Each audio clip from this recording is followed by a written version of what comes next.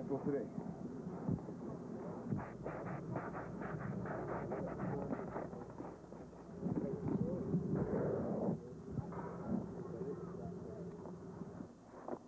The spirit of the horse, the spirit of the West, the spirit of the Strathconas, a sense of fair play, of right and wrong, a willingness to take chances, to fall down, get up, and try again, to persevere.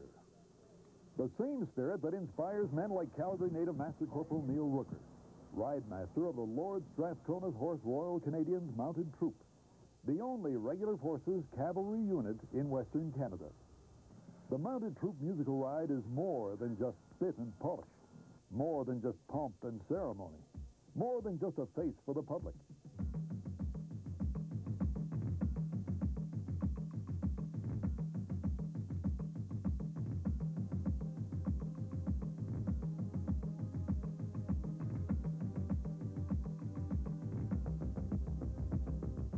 The musical ride links the present to the past, links today's soldiers to those that came before, to a tradition of courage, strength, and integrity, a link to the first days of this distinguished regiment. Donald A. Smith, Lord Strathcona and Mount Royal, the man who drove the last spike to complete the Canadian Pacific Railway, named and bankrolled the new regiment. His strong ties with Western Canada gave him a keen understanding of the frontier. Smith knew what it would take to defeat the Boers in South Africa. Regular British cavalry troops lacked the mustard. It would take the hardy cowboy who toiled to open the West to do the job. Men like Sergeant Arthur Richardson. Richardson, a superb horseman, had served with the Northwest Mounted Police before joining the regiment. By mid-June 1900, the Strathconas patrolled on active duty in the South African belt. On July 1st, they suffered their first loss. And 4 days later, on the 5th, the Boers tested Sergeant Richardson in the crucible of war. Richardson and a party of about 40 Strathconas came under heavy enemy fire. They faced a force of 80 sharpshooters. Outnumbered and outgunned, the troop retreated. But Corporal MacArthur, wounded twice, his horse shot from beneath him, lay stranded with nowhere to hide. Then, with no regard for his personal safety, Sergeant Richardson wheeled his mount and galloped headlong into enemy fire. In full stride and just 30 meters from the Boer rifle, Richardson stooped from the saddle and hoisted Corporal MacArthur to his horse. Under relentless enemy fire, Richardson wheeled again and headed for safety. Bullets ripped through his Stetson and tunic, and then fate intervened. Richardson's horse balked at a 2-foot strand of barbed wire, but a Boer bullet hit the animal in the flank, and in terror, the horse leaped the low barriers and scrambled to safety. An hour later, the horse died. But Richardson and MacArthur survived. For his courage, Sergeant Richardson received the Victoria Cross, the highest award for bravery. The first hero from a regiment of proud Canadians. A regiment that helped win in South Africa and passed on a proud legacy for others to follow.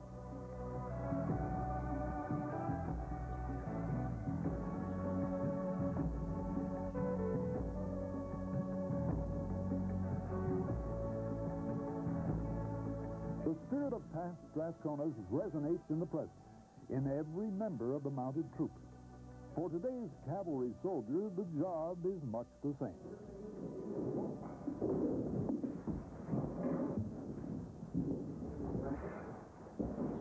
It's got to be the same because we're the same people, we're the same regiment, and down in this troop we work in the same conditions that they would have back then. They have horses, we have horses, so I sit back and sometimes I wonder how would they have reacted in a situation, or how would they have handled a situation like that, but then I've got to trust myself and say that it's got to have been the same way. He's making the reins for the show tack, and I'm doing the noseband. Hey, I'm repairing someone's work here now, all right? Not mine. No, not yours.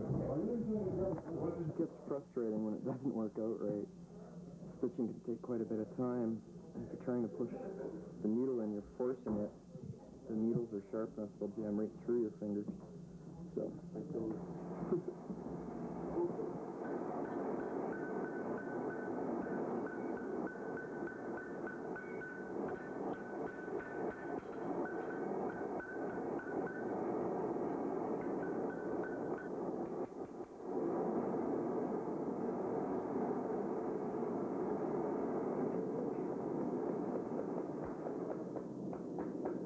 It's pretty important because it gives you an idea where you come from, why things are the way they are now, and gives you a little bit of esprit de corps, they say.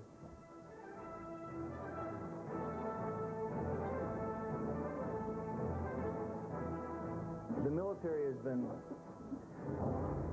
kind of belittled because of certain incidents, and a lot of people are intimidated by people in the military, which is perfectly understandable.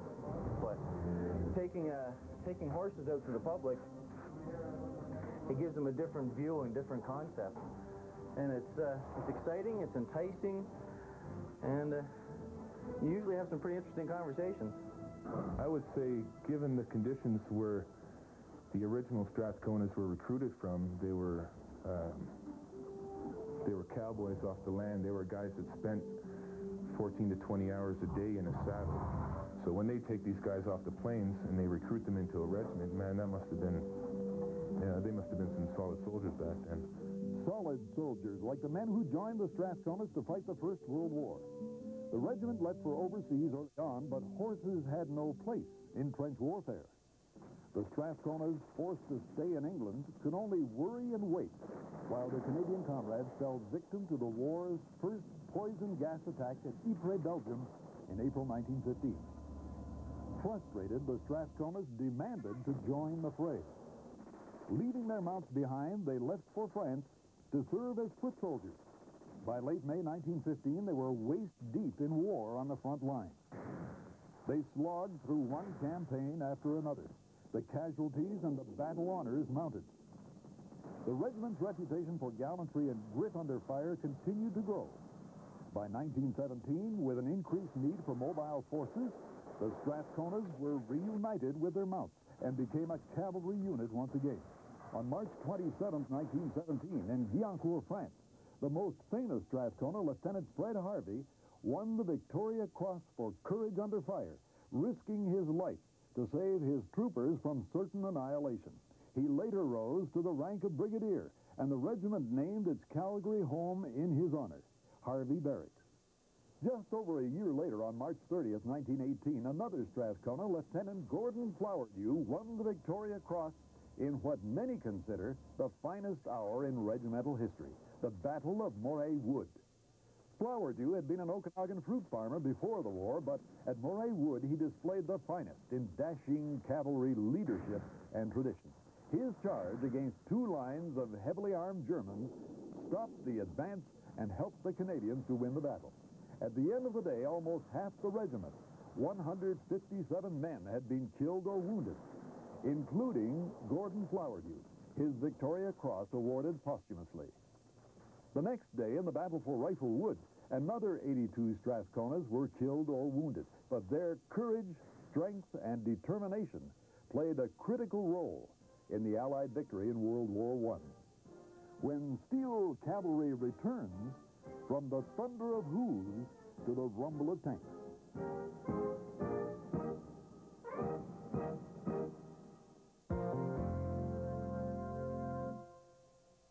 Oh, what'd you get?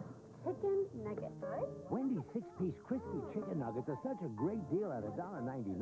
Help yourself. Everybody's eating them. After all, you get 6 tender pieces that are crispy on the outside and juicy on the inside. Delicious with one of Wendy's 4 savory sauces. At $1.99, they're such a great deal. You might want to buy 2. It's quite possibly the best deal in chicken. Wendy's 6-piece crispy chicken nuggets, now just $1.99. To prove the most savings plan saves you more than your local phone company's plan, a bill-to-bill comparison. We followed the same calling pattern for a month. The same number of calls, same city, same times, same days. And who saved more? I did. Saved way more. That's our bill. Sprint Canada's The Most Savings Plan has the best monthly savings, guaranteed. Get the most for the least from Sprint Canada. Call 1-800-THE-MOST for details now. Want to bring out the artist in you? When you create your salad, it becomes your masterpiece. And only a very special dressing will do. Introducing new roasted garlic and chive dressing from Kraft. Part of the herb collection. It's a mouth-watering blend of roasted garlic and chives. So go ahead, show your creative side with new Kraft roasted garlic and chive dressing. Kraft, good food and good food ideas. Don't miss that national holiday sale today, noon till midnight at the Brick. Shop incredible bargains on distribution center leftovers in the tent. Plus, every item in every department's on sale at the Brick. Save up to 70% on clearance furniture in the tent. Plus, all furniture, mattresses, appliances, electronics on sale in the store. Ask about the Brick's Don't Pay for a Year program. You heard it right. No down payment and no monthly payment for 1 year. It's today from noon until midnight. It will end tomorrow at every Brick location across Canada.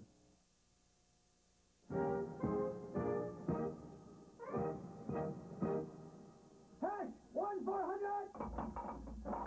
ABC, left side of woods, on! 1-400! On, left! Park! Fire now!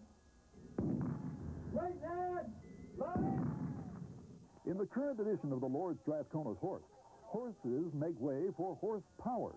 The rumble of tanks replaces the thunder of hooves. Axle grease instead of saddle throat. The Strathconas make up the only armored regiment in Western Canada. A tango call sign with one of your subsections is moving that way now. Make sure you get them on. 3-1, this is 3-9er. Confirm you have a depth objective over. Despite aging equipment, rigorous training and a commitment to excellence have given the regiment a reputation as one of the finest armored units in the world. We demand more from our soldiers. We usually train soldiers to do a job 2 levels up. So the driver of a tank, we like to try and give him some exposure so he can command the tank. Other armies don't always do that. Other armies, if you're a tank driver, you stay a tank driver. So in our army, because we expect more from our soldiers, they usually rise to the occasion, and they perform at a higher level than soldiers from other nations would. Leopard tanks make up just part of the regiment. Armored personnel carriers and rubber-tired Cougars complete the kit that enable these soldiers to not only wage war, but maintain the peace, as the Strathconas have many times for the United Nations. Come on. 1,200 engaged. All right, go! Fire! Target! Target! Right! Land! Good! Fire now! No. Evan! Hold firm! The history of the Strathcona is a proud one, and the soldiers here are carrying on and are asked to carry on with pride and distinction and maintain the reputation that was set for them by their predecessors. The armored tradition of the Strathconas started with the outbreak of World War II. Until 1939, the regiment remained a cavalry unit. But as the Nazis stormed through Europe, it became all too apparent that horses did not belong in 20th century warfare. For veteran Strathconas, the change did not come easy. That was difficult because you get very fond of your horse. A lot of the troopers had trained their horses so that by touching them on the nose or training their nose, the horse would drop on its knees and then lay down. And then they would lay on the horse and go to sleep, that sort of thing in the field. The Strathconas spent the first years of the war training in the basics of tank warfare. It took until late 1943 for the call to the front. But after that, they fought almost non-stop for well over a year. Allied commanders equipped the Strathconas with Sherman tanks and smaller Stuart tanks and assigned the regiment to the Italian campaign. In short order, the arduous training paid off.